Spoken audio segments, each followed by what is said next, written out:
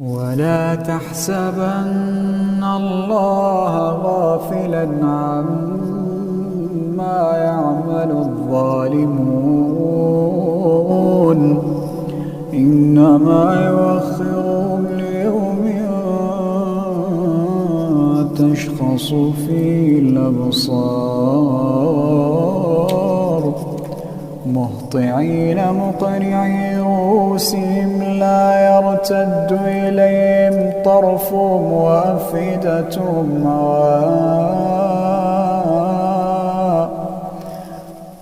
وأنذر الناس يوم يأتيهم العذاب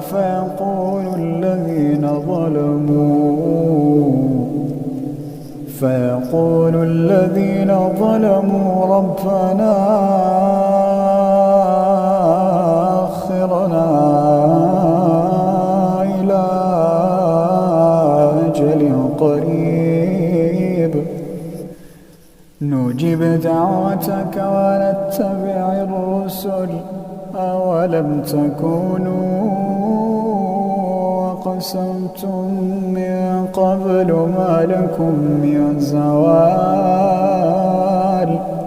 وسكنتم في مساكن الذين ظلموا أنفسهم وتبين